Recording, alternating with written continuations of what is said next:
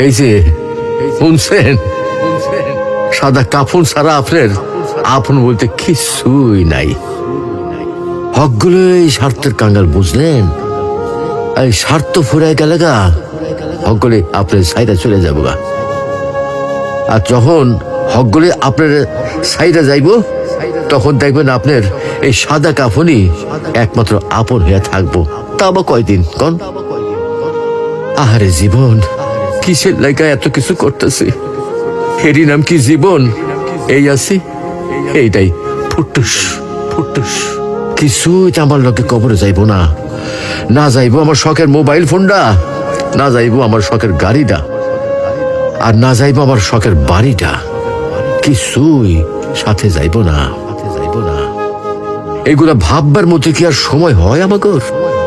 আমরা কত ব্যস্ত, তাই না? আহারে